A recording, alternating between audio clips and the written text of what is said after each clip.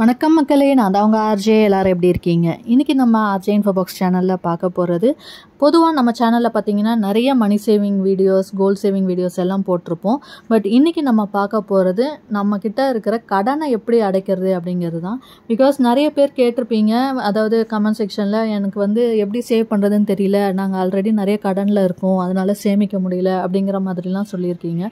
So கடன் அப்படின்னு ஒன்று இருந்துச்சுன்னா நிச்சயமாக நம்மளால் சேவ் பண்ண முடியாது. ஸோ அந்த கடனை நம்ம நம்ம நிம்மதியாக இருந்தோம் அப்படின்னா தான் நிறைய பணத்தை நம்மளால் சேமிக்க முடியும். ஸோ அந்த கடன்களை அடைக்கிறதுக்கான சில டிப்ஸ், அதாவது ஒரு சில ஸ்டெப்ஸ் நம்ம ஃபாலோ பண்ணோம் அப்படின்னா ஈஸியாக நம்மளோட கடன்லேருந்து வெளில வர முடியும். பட் அதுக்காக நம்ம என்னென்ன பண்ணணும், அதை எப்படி கொண்டு வரணும் அப்படிங்கிறது தான் இன்றைக்கி நம்ம பார்க்க போகிறோம். ஸோ இதில் சொல்லியிருக்கிற டிப்ஸ் எல்லாமே நிச்சயமாக உங்களுக்கு பயனுள்ளதாக இருக்கும். அதனால் வீடியோவை ஸ்கிப் பண்ணாமல் ஃபுல்லாக பாருங்கள். இது இல்லாமல் நம்ம சேனலில் பார்த்திங்கன்னா மணி ரிலேட்டடான நிறைய வீடியோஸ் போட்டிருக்கோம். அதாவது நிறைய money saving challenges, plans, tips, gold saving ideas, gold chit schemes பற்றின டீட்டெயில்ஸ், அண்ட் பேங்க்கில் இருக்கிற fixed deposit, recurring deposit and special எஃப்டிஸ்க்கான லேட்டஸ்ட் இன்ட்ரெஸ்ட் ரேட்ஸ், போஸ்ட் ஆஃபீஸில் இருக்கிற எல்லா விதமான சேவிங் ஸ்கீமுக்குமான இன்ட்ரெஸ்ட் ரேட் அண்ட் கால்குலேஷன்ஸ், இந்த மாதிரி மணி ரிலேட்டட் வீடியோஸும் உங்களுக்கு தேவை அப்படின்னு நினச்சிங்கன்னா நம்ம சேனலில் இருக்க வீடியோஸ்லாம் செக் பண்ணி பாருங்கள். அண்ட் உங்களுக்கு பிடிச்சிருந்ததுன்னா லைக் பண்ணிக்கோங்க. யூஸ்ஃபுல்லாகவும் இன்ஃபர்மேட்டிவாகவும் இருக்குன்னு ஃபீல் பண்ணிங்கன்னா சப்ஸ்கிரைப் பண்ணியும் சப்போர்ட் பண்ணுங்கள். அண்ட் அடுத்தடுத்து நான் போடுற வீடியோஸ் பார்க்கறதுக்கு பக்கத்தில் இருக்க பெல் ஐக்கான் ப்ரெஸ் பண்ணி அதில் ஆல் அப்படிங்கிற ஆப்ஷன் கொடுத்துக்கிட்டிங்கன்னா இனிமேல் நான் போடுற வீடியோஸ் கூட உங்களுக்கு இமீடியட்டாக நோட்டிஃபிகேஷனாக சேரும். நீங்கள் கொடுக்குற ஒவ்வொரு லைக்கும் சப்ஸ்கிரைபும் இன்னும் அதிக வீடியோஸ் போடுறதுக்கு எனக்கும் மோட்டிவேஷ்னலாக இருக்கும். And at the same time இந்த வீடியோஸ் இன்னும் நிறைய பேருக்கு ஷேர் ஆகி அவங்களுக்கு யூஸ்ஃபுல்லாக இருக்கும். ஸோ மறக்காமல் லைக் அண்ட் சப்ஸ்கிரைப் பண்ணிட்டு வாங்க. இப்போ நம்ம வீடியோக்குள்ளே போகலாம். ஸோ இன்றைக்கி நம்ம பார்க்க போகிறது நமக்கு இருக்கிற கடன்களை அடைக்கிறதுக்கான ஒரு சில சிம்பிள் ஸ்டெப்ஸ் தான். பொதுவாக நம்ம சம்பாதிக்க ஆரம்பிக்கிறப்பவே என்ன பண்ணணும் அப்படின்னு பார்த்தீங்கன்னா, உங்களோட வருமானத்தில் முடிஞ்ச அளவுக்கு 30% நம்ம சேமிக்க ஆரம்பிக்கணும்.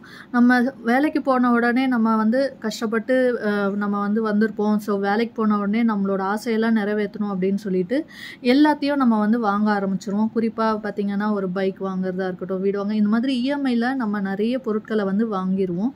பட் வாங்குறப்ப தெரியாது, அது ஒவ்வொன்றுத்துக்குமான கடனை நம்ம திரும்ப கொடுக்குறப்ப நமக்கு கஷ்டமாக இருக்கும். அண்ட் நம்மளோட வருமானத்தில் ஒரு 30-40% வட்டி கட்டுறதுக்கே போச்சு அப்படின்னா அதுக்கப்புறம் நம்ம ஃபேமிலியை ரன் பண்ணுறது கஷ்டமாக இருக்கும். அண்ட் அதுக்கப்புறமா இன்னும் அதிகமான கடன்கள் அப்படின்ற ஒரு ட்ராப்பில் நம்ம போய் விழுவோம்.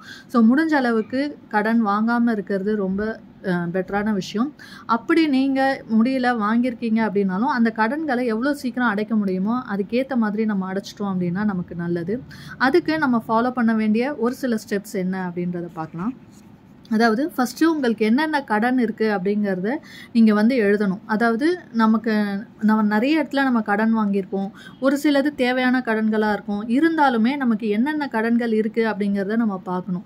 ஸோ நீங்கள் வாங்கியிருக்கிற கடன் என்னென்ன கடன் இருக்குது அப்படிங்கிறத முதல்ல லிஸ்ட்டு போடுங்க. எவ்வளோ கடன் இருக்குது அப்படிங்கிறத நம்ம அரைவ் பண்ணணும். அண்ட் அது முடிச்சதுக்கப்புறமா நம்ம பண்ண வேண்டிய இன்னொரு விஷயம் என்னென்னா, நம்ம வாங்கின கடன்களை எழுதியிருக்கோம் இல்லையா, அதையே நம்ம 2 பார்ட்டாக பிரிக்கணும். ஒன்று என்ன அப்படின்னு பார்த்தீங்கன்னா, அமௌண்ட் வைஸ் நீங்கள் வாங்கின கடன்கள் பார்த்தீங்கன்னா சின்னதுலேருந்து பெருசு. இப்போது எக்ஸாம்பிளுக்கு பார்த்தீங்கன்னா, ஒரு இடத்துல நீங்கள் ஒரு 10,000 கடன் வாங்கியிருக்கலாம், இன்னொரு இடத்துல ஒரு 25,000, 30,000, இந்த மாதிரி கடன்கள் நீங்கள் ஒரு 2-3 இடத்துல பிரித்து வாங்கியிருக்கீங்க அப்படின்னா கம்மியான அமௌண்ட்லேருந்து அதிகமான அமௌண்ட்டுக்கு உங்களோட கடனை எழுதி வைங்க.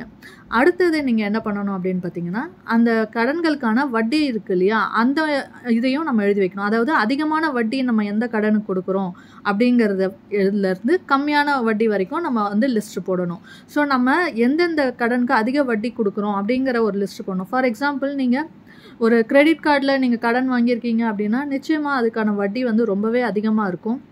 30%, 40% ஒரு வருஷத்துக்கு வட்டியே ஆகும் நம்ம கட்டாமல் விட்டுட்டோம் அப்படின்னா. ப்ராப்பராக யூஸ் பண்ணால் கிரெடிட் கார்டு ஒரு நல்ல விஷயந்தான். பட் நிறைய பேர் நம்ம என்ன பண்ணுவோம்னா, கையில் கார்டு இருக்குன்னு இஷ்டத்துக்கு தேய்ச்சிட்டு கடனை வாங்கிடுவோம். அதுக்கப்புறமா அதை கட்டுறப்ப பார்த்திங்கன்னா நம்ம அந்த டைம்குள்ளே கட்டலைன்னா அதிகமான வட்டி கிரெடிட் கார்டுக்கு வரும். 30-40% கூட அதுக்கான வட்டி வரும். ஸோ அந்த மாதிரி கடன்கள் இருக்கலாம். இல்லை நீங்கள் தனியாக யார்கிட்டையாவது கடன் வாங்குறீங்க அப்படிங்கிறப்போ அதிக வட்டிக்கு நீங்கள் கடன் வாங்கியிருக்கலாம். இல்லை பேங்க்கில் நம்ம வாங்குற கடனாக இருக்கட்டும், இல்லை நகை கடனாக இருக்கட்டும், இந்த மாதிரி நமக்கு அதிக வட்டியிலேருந்து கம்மியான வட்டி வரைக்கும் நீங்கள் லிஸ்ட் எழுதி வச்சுக்கணும். ஸோ நம்ம இதில் எப்படி அடைக்கணும் அப்படிங்கிறத பார்க்கணும். அதுக்கு முன்னாடி அதிகமான கடன் இருக்குது அப்படிங்கிறப்ப, ஃபார் எக்ஸாம்பிள் நீங்கள் ஒரு கிரெடிட் கார்டு லோன் வாங்கியிருக்கீங்கன்னு வச்சுக்கோங்க. கிரெடிட் கார்டில் உங்களுக்கு கடன் இருக்குது அப்படின்னா அந்த கடனுக்கான வட்டி அதிகமாக இருக்குது. அதுக்கு பதில் நீங்கள் என்ன பண்ணலாம் அப்படின்னா, இப்போது பேங்க்கில் வந்து பார்த்திங்கன்னா பர்சனல் லோன் தராங்க.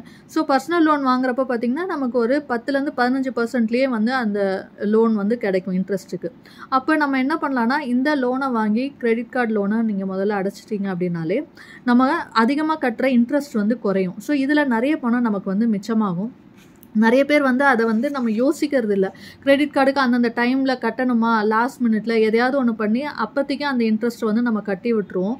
ஸோ இதனால் என்ன ஆகும்னா, நம்ம வட்டி கட்டிகிட்டே போவோம். நம்ம பணமும் வந்து வீணாகும், பத்தாததுக்கு நமக்கான கடனும் அப்படியே இருக்கும். ஸோ அந்த மாதிரி இல்லாமல் நீங்கள் என்ன பண்ணலான்னா, நம்ம அதிகமான வட்டி இருக்குது அப்படின்னு இந்த மாதிரி நம்ம எழுதி வச்சுக்கிட்டோன்னா அதை எப்படி குறைக்கிறதுன்னு ஃபஸ்ட்டு பார்க்கணும். ஸோ அதை ரீடைரக்ட் பண்ணலாம் நீங்கள். அதாவது நான் முன்னாடி சொன்ன மாதிரி பர்சனல் லோன் வாங்குறீங்க அப்படின்னா அதுலேருந்து உங்களோட கிரெடிட் லோனை வந்து நீங்கள் கழிச்சிட்டிங்க, கிரெடிட் கார்டு லோனுன்னா நமக்கு வட்டி வந்து குறையும். ஸோ இப்போ மாதம் மாதம் நமக்கு பணம் மிச்சமாகும். இல்லை நீங்கள் வந்து ஒரு பர்சனல் லோன் வாங்கியிருக்கீங்க, ஒரு 15% லோன் இருக்குது, அந்த இன்ட்ரெஸ்ட் இருக்குது அப்படின்னா நீங்கள் என்ன பண்ணலான்னா, உங்ககிட்ட ஜுவல் இருக்குன்னா அந்த ஜுவல்லை வச்சு நீங்கள் லோனை வாங்கிட்டு பர்சனல் லோன் அடைக்கலாம். பிகாஸ் ஜுவல் லோன் வந்து பார்த்திங்கன்னா 8 to 10% தான் வந்து நிறைய பேங்க்ஸில் இருக்குது. அதுவும் பப்ளிக் செக்டர் பேங்க்ஸில் பார்த்திங்கன்னா நமக்கு கம்மியாக தான் இருக்கும். ஒரு 1 day நம்ம டைம் ஸ்பெண்ட் பண்ணி கொஞ்சம் பொறுமையாக யோசிச்சு கம்மியான வட்டிக்கு நம்ம வச்சோன்னா இதுலேயும் வந்து நம்ம வட்டியை மிச்சப்படுத்த முடியும். ஸோ இந்த மாதிரிலாம் நம்ம பிளான் பண்ணி சின்ன சின்ன ஸ்டெப்ஸ் எடுத்தாலே நம்ம கட்ட போகிற வட்டியோட அமௌண்ட்டும் குறையும். இது மூலயமா நம்ம அந்த பணத்தை மிச்சப்படுத்தி கடனையும் நம்மளால் ஈஸியாக அடைக்க முடியும். ஸோ இந்த மாதிரி உங்களோட டெப்ஸில் வந்து எது அதிகமான இன்ட்ரெஸ்ட் இருக்குன்னு பார்த்துட்டு அதை குறைக்கிறதுக்கு முயற்சி செய்யுங்க. அடுத்தது வந்து பார்த்திங்கன்னா, இப்போ நம்ம கடனை அடைக்கிறதுக்கு பிளான் பண்ணணும். ஸோ எப்படி என்னன்றதை குறைச்சிட்டோம். இப்போ கடன் அடைக்கணுன்றப்ப 2 மெத்தட் இருக்குது. ஒன்று வந்து பார்த்திங்கன்னா ஸ்னோபால் மெத்தட் அப்படின்னு சொல்லுவாங்க. இது வந்து என்னென்னா, நம்ம அமௌண்ட் வைஸ் இப்போ ஒரு 4-5 கடன் நீங்கள் வச்சுருக்கீங்க அப்படின்னா கம்மியான அமௌண்ட் கடன், இப்போ 10,000 கடன் இருக்குன்னா முதல்ல இந்த கடனை அடைச்சிட்டு வாங்க. நமக்கு அப்போ மனசுக்குள்ளே ஒரு நம்பிக்கை வரும், நம்ம ஒரு கடனை அடைச்சிட்டோம், அடுத்த கடனுக்கு நம்ம போகலாம் அப்படின்னு சொல்லிட்டு அந்த கடனை அடைப்போம். இந்த மாதிரி சின்ன அமௌண்ட்லேருந்து நம்ம கடனை வந்து அடைச்சிட்டே வரலாம். இது ஒரு மெத்தட். இது வந்து ஸ்னோபால் மெத்தட் அப்படின்னு சொல்லுவோம். அப்படி இல்லைன்னா அவலாஞ்ச் மெத்தட். நான் முன்னாடி சொன்ன மாதிரி இன்ட்ரெஸ்ட் அதிகமாக இருக்குது இல்லையா, எந்த கடனுக்கு வந்து உங்களுக்கு அதிகமான வட்டி கட்டுறீங்களோ அந்த கடனை முதல்ல அடைக்க ட்ரை பண்ணுங்கள். அப்போ நமக்கு பணம் மிச்சமாகும். ஸோ இது வந்து அவலாஞ்ச் மெத்தட். இந்த மாதிரி மெத்தட்ஸ் வந்து நம்ம யூஸ் பண்ணி நமக்கு இருக்கிற கடன் என்னென்ன அப்படின்றத பார்த்து அதுலேருந்து ஒவ்வொரு கடனாக நம்ம வந்து அடைச்சிட்டே வந்தோம்னா ஒரு குறிப்பிட்ட பீரியடில் உங்கள் வருமானத்துக்கு ஏற்ற மாதிரி உங்களால் 1 வருஷத்துலையோ 2 வருஷத்துலையோ ஒரு 50,000 கடன் இருக்குது, 1 லட்ச ரூபா கடன் இருக்குன்னா அதை பிரித்து நீங்கள் மாதம் மாதம் சேமித்து கட்டிட்டு வந்தீங்கன்னா கடனையும் உங்களால் அடைக்க முடியும். அதுக்கப்புறம் அந்த பணத்தையும் அது கட்டுற வட்டியுமே நீங்கள் சேமித்து வச்சிங்க அப்படின்னா உங்களால் அதிக அளவில் பணத்தையும் சேமிக்க முடியும். ஸோ இந்த மெத்தடில் உங்களுக்கு எது ஈஸியாக இருக்கோ அதை வந்து நீங்கள் ட்ரை பண்ணுங்கள். ட்ரை பண்ணி உங்களோட கடனை அடைக்கிறதுக்கு முயற்சி செய்யுங்க. அண்ட் இந்த மாதிரி நமக்கு கடன் இருக்குது அப்படிங்கிறப்ப சில விஷயங்கள் நம்ம டூஸ் அண்ட் டோன்ட்ஸ், அதாவது எதெல்லாம் செய்யணும் எதெல்லாம் செய்யக்கூடாது அப்படிங்கிற ஒரு சில விஷயங்களை பார்க்கலாம். கடன் இருக்குது அப்படின்னாலே நம்ம ஃபஸ்ட்டு நமக்கான மந்த்லி பட்ஜெட் என்ன அப்படின்னு போடணும். அதாவது நமக்கு மொத்தமாக வருமானம் எவ்வளோ வருது அப்படிங்கிறது தெரியணும். நிறைய பேருக்கு வீட்டில் இருக்கிற ஹவுஸ் ஒய்ஃப்ஸ் எல்லாம் சொல்கிறாங்க, என் ஹஸ்பண்ட் எவ்வளோ சம்பளம் வாங்குறாருன்னு எனக்கு தெரியலங்க, இவ்வளோ தான் கொடுப்பாரு வீட்டுக்கு அப்படிங்கிறோம். பட் அந்த மாதிரி இல்லாமல் உங்களுக்கான வருமானம் எவ்வளோ வருது அப்படிங்கிறத தெரிஞ்சுட்டு அதில் உங்களுக்கான மந்த்லி பட்ஜெட் போடுங்க. இந்த மந்த்லி பட்ஜெட் போடுறது மூலயமா உங்களுக்கு எவ்வளோ செலவுகள் இருக்குது, எவ்வளோ உங்களால் மிச்சப்படுத்த முடியும் அப்படிங்கிறதெல்லாம் ஈஸியாக நம்ம கொண்டு வரலாம். அண்ட் அந்த பட்ஜெட்குள்ளே நீங்கள் செலவுகளையும் செய்யணும். அதை தாண்டி நம்ம வந்து பணத்தை செலவு பண்ணக்கூடாது. ஸோ இப்படி பண்ணோம் அப்படின்னா கண்டிப்பாக நம்மளால் மாதம் மாதம் மிச்சப்படுத்தி கடன் அடைக்க முடியும். அது மட்டும் இல்லாமல் உங்களோட எக்ஸ்பென்சஸை டெய்லி எழுதணும். இன்னும் சின்ன சின்ன செலவுகளாக இருந்தாலுமே நம்ம எழுதலாம். ஏன்னா இப்போல்லாம் நம்ம வந்து ஒரு 10 ரூபாய் 20 ரூபாய்னா கூட ஒரு ஜிபே பண்ணுறோம், ஃபோன்பே, இந்த மாதிரி காசை வந்து செலவு பண்ணுறோம். பட் அதுக்கான கணக்கெலாம் நம்ம எழுதுறதே கிடையாது. நீங்கள் ஒரு மாதம் ஃபுல்லாக எடுத்து பார்த்தீங்க அப்படின்னா நம்ம ஸ்டேட்மெண்ட்டையும் நிறைய பேர் பார்க்கறது இல்லை, பேங்க் ஸ்டேட்மெண்ட்டும் எடுத்து பார்த்தோன்னா நமக்கு தெரியும் நம்ம எவ்வளவு செலவு பண்ணியிருக்கோன்னு. ஸோ நீங்கள் உங்களோட போன மாதத்தோட செலவுகளை எடுத்து பார்த்தீங்கன்னா இந்த மாதத்தில் பாதி செலவை நம்மளால் அதில் குறைக்க முடியும், அதாவது தேவையில்லாமல் செய்கிற செலவுகளில். அண்ட் அது மட்டும் இல்லாமல் நீங்கள் இந்த கிரெடிட் கார்டோ டெபிட் கார்டோ ஃபோன்பே இந்த மாதிரியெல்லாம் யூஸ் பண்ணாமல் அதுக்கு பதில் கேஷாக நீங்கள் எடுத்து செலவு பண்ண ஆரம்பிச்சிங்கன்னா நிறைய செலவுகளை நம்ம குறைக்க முடியும். இது மூலயமா நம்மளோட பணத்தை வந்து மிச்சப்படுத்த முடியும். பிகாஸ் நம்ம கடனை எப்படி அடைக்கணுன்ற பிளான் கொண்டு வந்துட்டோம், அதுக்கான பணத்தை நம்ம சேமிக்கணும், அப்போ தான் கடன் அடையும். வெறுமனே நம்ம பிளான் போட்டோன்னா நம்மளோட கடன் அடையாது. ஸோ அதுக்கு நீங்கள் சின்ன சின்ன முயற்சிகள் கண்டிப்பாக செய்யணும். அண்ட் வெளியில் நம்ம அவுட் சைட் ஃபுட்டு சாப்பிட்றோன்னா கண்டிப்பாக அதுக்கான எக்ஸ்பென்சஸ் ஒரு மாதத்துக்கு ஆகும். ஷாப்பிங் அடிக்கடி பண்ணுறோம். ஷாப்பிங்கன்றப்ப ட்ரெஸ்ஸு மட்டும் இல்லை, வீட்டுக்கு தேவையான பொருள்னு எதாவது அடிக்கடி நம்ம வாங்கிடுவோம். பட் அது தேவையா இல்லையான்னு கூட நம்ம யோசிக்க மாட்டோம். வாங்கிடுவோம். அதுக்கப்புறமா பார்த்திங்கன்னா அது ஒரு மூலையில் கிடக்கும். ஸோ இந்த மாதிரி தேவையில்லாமல் செய்கிற செலவுகள், தேவையில்லாமல் செய்கிற ஷாப்பிங் இதெல்லாமே நம்ம குறைச்சோன்னாலே நம்மளால் பணத்தை மிச்சப்படுத்த முடியும்.